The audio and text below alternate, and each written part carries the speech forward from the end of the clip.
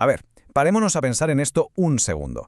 El viaje que va desde la simple idea de voy a levantar esto hasta que nuestros músculos se mueven de verdad es una auténtica proeza biológica. Pues bien, en los próximos minutos vamos a hacer justo eso, un viaje al interior para descubrir paso a paso cómo un pensamiento se convierte en pura fuerza. Y bueno, nuestro viaje empieza aquí, yendo de lo más grande, de lo macro, a lo más pequeño, a lo micro. Porque para entender de verdad la fuerza de un brazo en movimiento, primero tenemos que entender la unidad más pequeña que lo compone, la célula. A primera vista, la verdad es que parecen acciones que no tienen nada que ver, ¿no? Una es casi inconsciente, la hacemos sin pensar, y la otra, la otra es la cima del rendimiento humano. Pero lo fascinante de todo esto es que, a nivel fundamental, se rigen exactamente por los mismos principios biológicos. Y aquí es donde entra en juego la fisiología. A ver, la anatomía nos dice qué piezas tenemos, cuáles son las partes del cuerpo. Pero es la fisiología la que nos explica cómo funcionan todos esos engranajes juntos para crear movimiento. Es la ciencia de la función, del mecanismo puro y duro. Así que lo que vamos a hacer es una especie de zoom hacia adentro. Empezamos en el nivel del sistema, por ejemplo el aparato locomotor, de ahí bajamos a los órganos, como un músculo en concreto, luego a los tejidos que lo forman y finalmente llegamos al corazón de todo, a la base, la célula. Y por fin llegamos a la gran protagonista de nuestra historia, la célula. Es la unidad fundamental de la vida. Absolutamente todo lo que hacemos, cada pensamiento, cada movimiento, empieza aquí dentro. Si miramos una célula normal, vemos que tiene tres partes principales. Una membrana que la rodea como si fuera su piel, el citoplasma, que es esa gelatina interior donde flota todo, y el núcleo, que es el centro de mando donde está el ADN. Pero es dentro de ese citoplasma donde encontramos un universo de pequeños órganos, los orgánulos, trabajando sin parar. Por ejemplo, fijaos en las mitocondrias. Son literalmente las centrales eléctricas de la célula. Sin la energía que ellas producen, nada, absolutamente nada de lo que vamos a ver a continuación sería posible. Son cruciales. Luego tenemos los ribosomas, que podríamos llamar las fábricas de la célula. Es aquí donde se construyen las proteínas, que al final son los ladrillos que nuestro cuerpo usa para todo, especialmente para construir y reparar el tejido muscular después del ejercicio.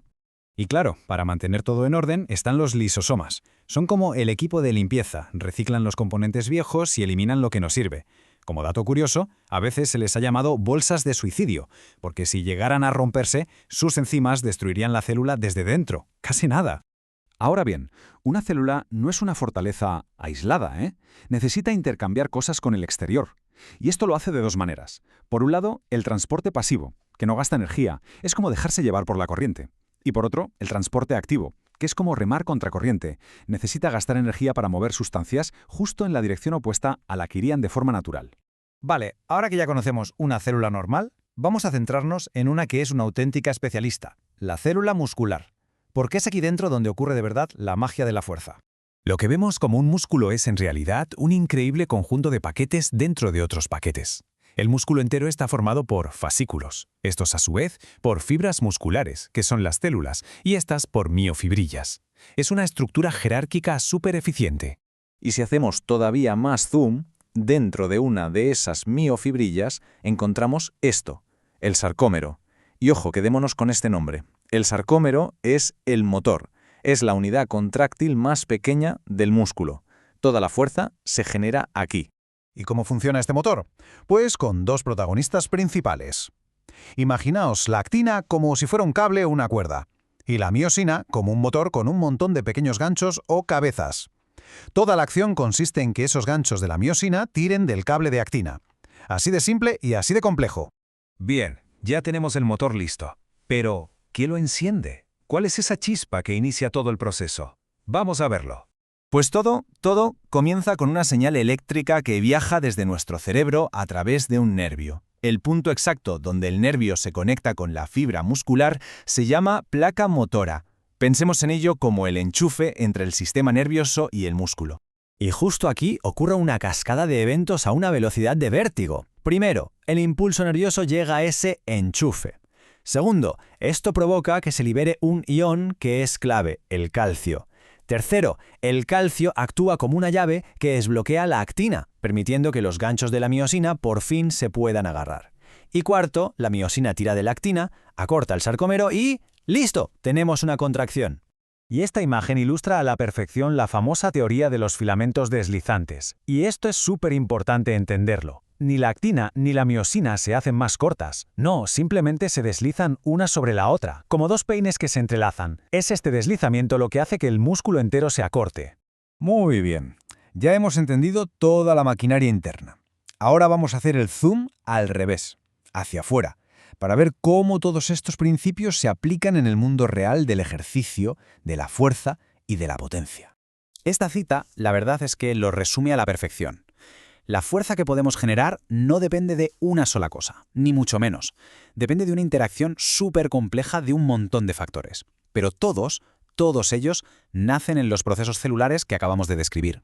Y esto tiene aplicaciones prácticas que son muy interesantes. Resulta que la fuerza que un músculo puede producir depende de lo estirado que esté. Hay un punto óptimo, ni muy encogido ni muy estirado, donde los ganchos de la miosina tienen el mejor agarre posible sobre la actina. Y es justo ahí donde se genera la máxima fuerza. Y aquí tenemos otra relación que es fundamental, la que hay entre la fuerza y la velocidad. Es una relación inversa, van al revés.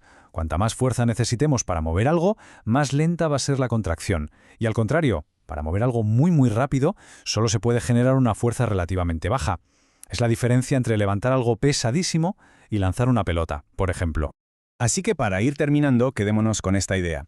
Cada movimiento que hacemos, da igual que sea teclear o correr una maratón, no es más que la suma increíblemente coordinada de billones de estos minúsculos motores moleculares tirando de sus cables una y otra vez.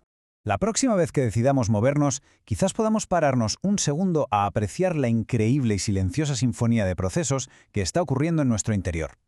Ahora que sabemos un poco mejor cómo funciona esta maravillosa maquinaria, la pregunta es, ¿qué vamos a mover ahora?